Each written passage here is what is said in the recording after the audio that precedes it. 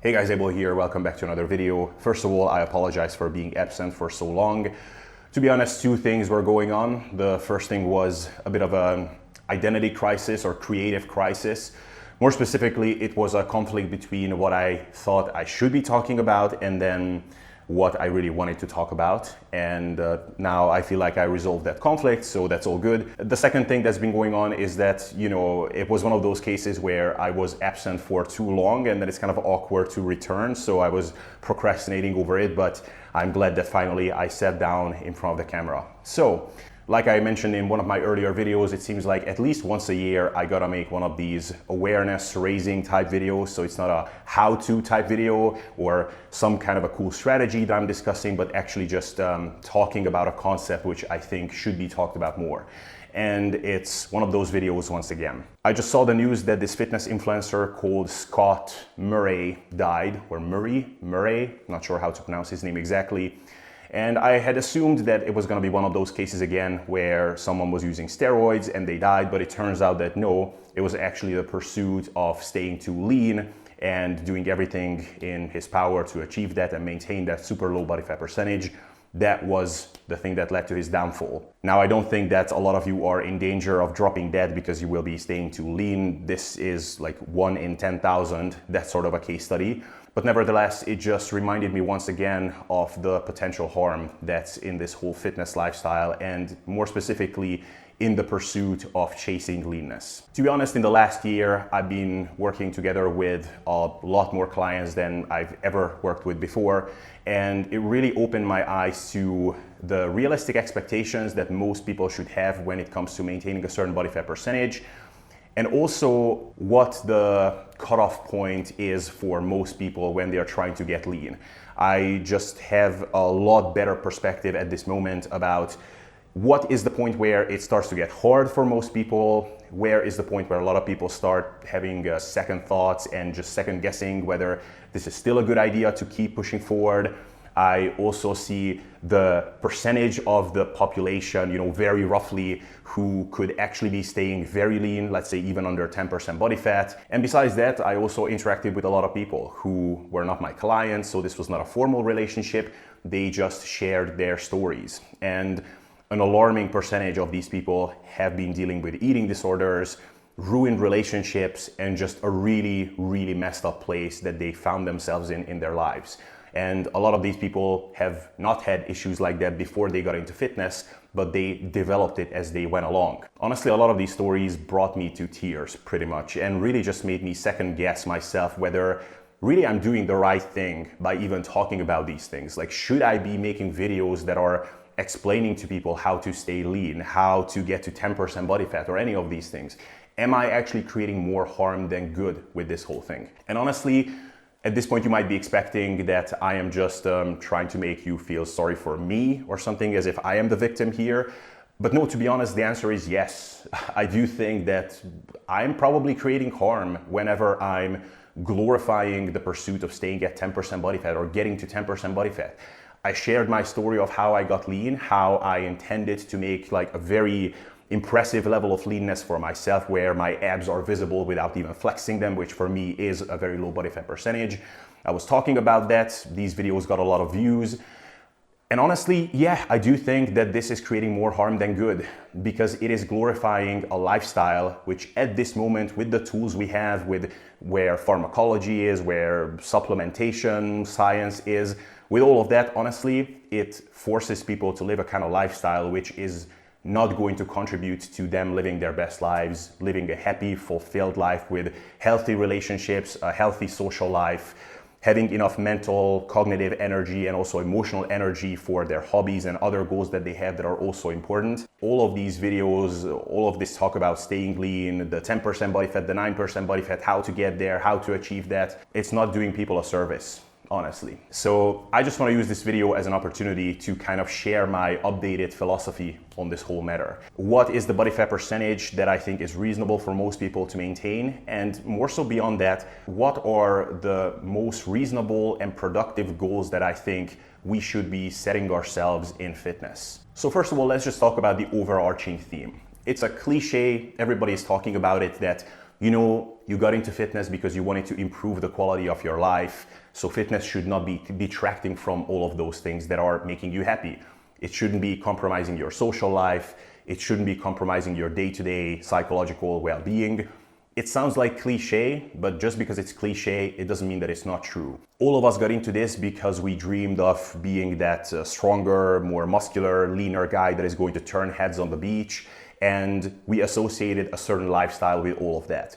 When we had that goal, we didn't think about, okay, it will be so awesome to be that guy who is sitting at home all the time, is saying no to all social opportunities, who is not ever having a nice piece of something when we are out in a restaurant or we are over at a friend's house.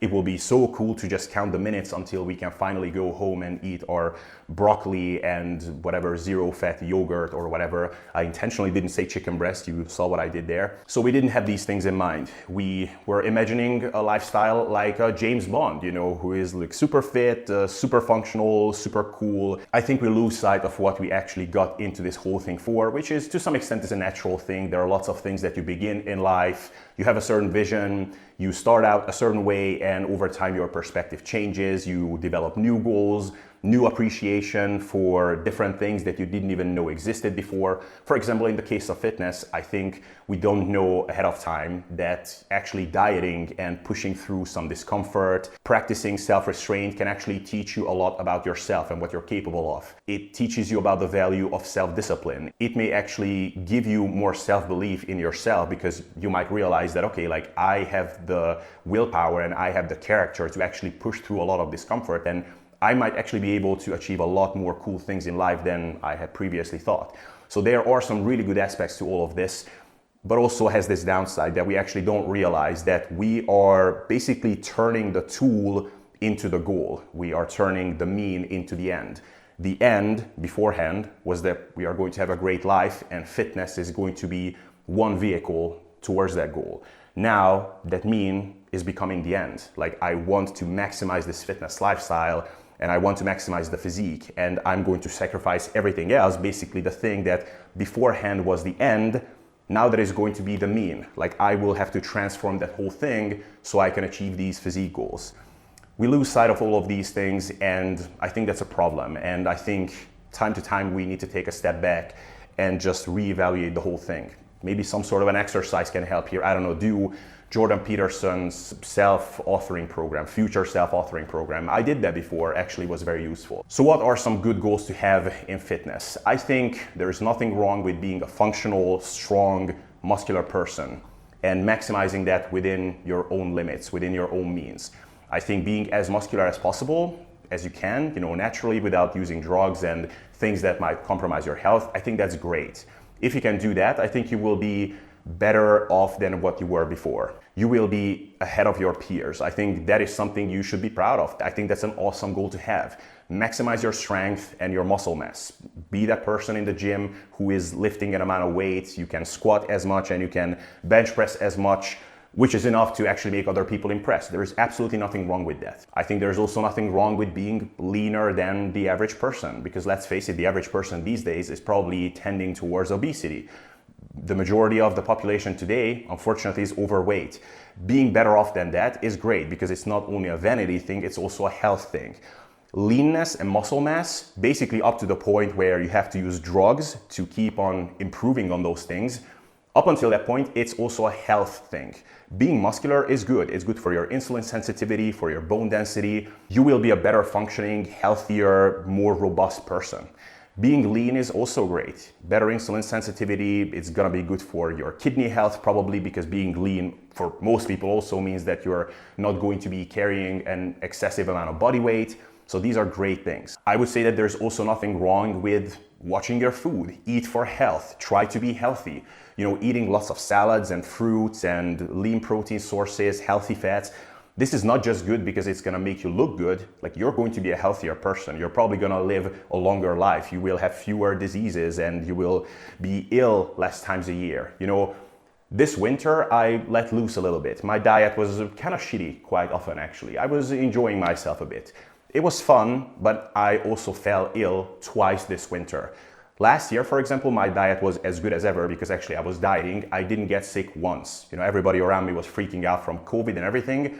I was going out quite a lot. I was not sitting at home. I was pretty liberal with my usage of masks. Whenever I could get away with not using it, I didn't. And I never got sick. This winter, I got sick twice. And I think there's a pretty obvious trend there. Now let's talk a bit about how ambitious I think you should be with these things. I don't think there's any reason to put a limit on how often you should be going to the gym. If you enjoy training, then that's great. If you even don't enjoy training that much, but going there is releasing your adrenaline, it makes you better able to cope with psychological stressors, traumas in your life.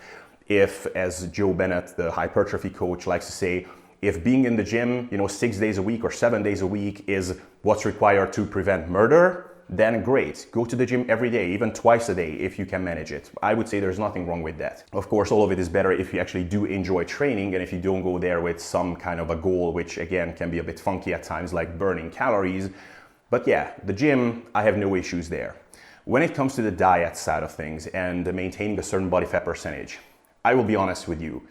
Based on my overwhelming coaching experience up until this point, I've been doing this for 4 years now. This past year of mine, I've had more clients than ever before. And I can tell you that this whole 10% thing as a long-term goal, it's 20% of the population, at least the population that I'm familiar with. At this point, it's a pretty big sample size. For most people, you've got to forget about that shit. And actually that includes me. Like 10% is a long-term goal. Of course I can do it physically, but I just don't want to do it. Like I just don't want to live the type of lifestyle that would be required for that. I just need to sacrifice too many options, too many cool opportunities in life, too many sources of pleasure and fun. I just don't want to do it. For most of you guys, the same thing will be the case. And by the way, for women, what's 10% for us? That might be like 19%, let's say, for you girls. So realistic expectations, 10%, I would say that's the absolute limit by far for most people, but even that's too lean. I would say that a much more reasonable goal, first of all, I would say that a lot of you guys have just very skewed perception of what different body fat percentages look like. So I think we've come quite far in that regard, but it used to be that 15% is the cutoff, over that you start looking fat. Well, no, I would say that 20% is the point for most people where they start having a shape.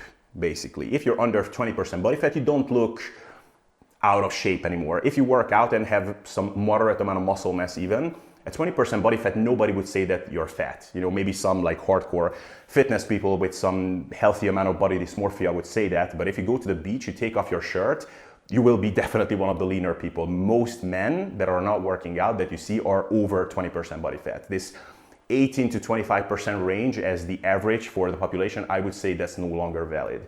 Most people I see are probably between 25 and 35% body fat. So at under 20% body fat, you're doing good, I would say. This is actually one reason why I will never hate that much on Greg Doucette, even with some of the shitty stuff that he's been doing lately, because on this front, he's been preaching the good message. I would say under 20% is good. Under 15% body fat, you look actually freaking amazing, I would say. 15% body fat is lean. In fact, I would say that 15% body fat is the ideal body fat percentage for most guys. We always talk about, the balance between looking lean but not too small, looking big but not too fat. I would say the summation of all of that is 15% body fat. If we are looking for a range, I would say 12 to 15%, that's like the very aesthetic lean range for most guys as a longer term goal. And it could actually go up as high as 17% and you will still look really good.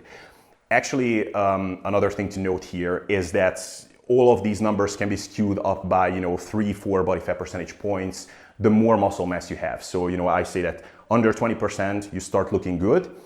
For someone with a lot of muscle mass, those of you who have been working for a long time and intelligently or, have good genetics, that might actually be like 23% body fat, maybe even slightly higher. And that 15% body fat, there are some guys that are, 18% body fat, something like that, and they look freaking amazing. And I would say that 15% as an average kind of body fat percentage throughout the year is really, really good if you can hold on to that.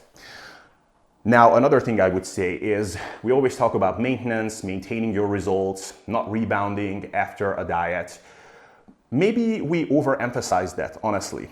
And I just had this conversation with my wife some time ago, and I was saying that to her that, like, people don't have an end game. Okay, you're gonna diet down there, but people rebound. Like, what's the plan after that? And she, as the person who is not into fitness, is having a completely different mindset and thoughts that none of us would normally have. She was just telling me, okay, but like, is it that bad of a thing? Like, is it that bad to rebound after a diet and then having to diet later again? Like what's so bad about that?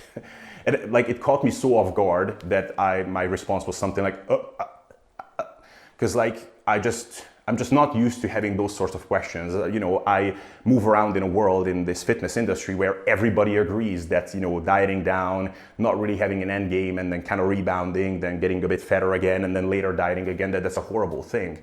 And I would say that yes, of course, a yo-yo diet is not a good thing. Chronic dieting for 2 months, then rebounding in a week, then dieting for another 2 months, that's horrible. Like, that's a straight path to eating disorders, because you're always sending that signal to your body that I'm starving, I need food, I need fuel, so I better binge the first time I get the opportunity for that. But I would say that I don't think there's anything really wrong with having like a 5-6% range that you're kind of undulating in between throughout the year. And for most of us, it actually tends to work out, because we have winter, then we have the summer, and we have different standards for how lean we should be during these periods. In the summer, for example, a lot of people's appetites just actually naturally drop a little bit.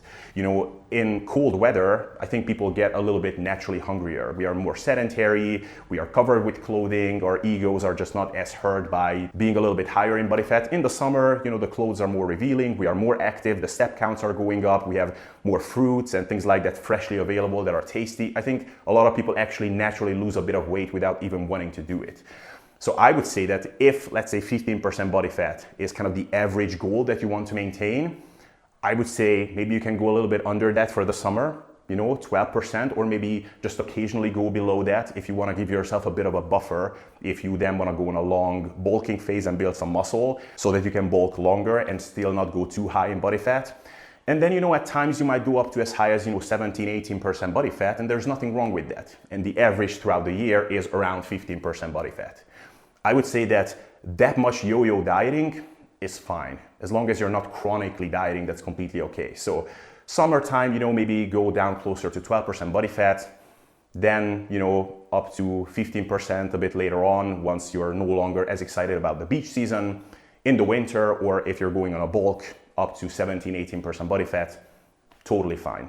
And to be honest, 12% body fat, actually, ironically, that tends to be the point where most guys start having problems. That's where the dieting often gets hard. Like, up until that point, like, okay, I had to push a little bit, but not too bad. Hunger is manageable, not that many compromises in my social life. Below 12% is actually when a lot of people start reporting like, man, like things are getting tough, or clients are asking me, so like, how long do you think we should keep up this cut? Honestly, at this point, my answer pretty much always is, I don't think we have to keep it up at all. I think you're in a perfect place to stop here. And then some people, of course, are still more ambitious, and that can be fine at times as well. And 10% body fat for most guys that don't have a ton of muscle, that's actually like you start having a very angular look. A lot of people actually don't even like that look. If you ask your girlfriends, wives, they will tell you probably that, yeah, I mean, you looked a little bit better, like 2-3 kilos higher. And kind of 12% for a lot of people is that cutoff point. Like, down to that point, you just look nice, lean, and aesthetic. And below that, like, it's still good, of course, and in some ways it's better because you're leaner, but you start looking more and more angular.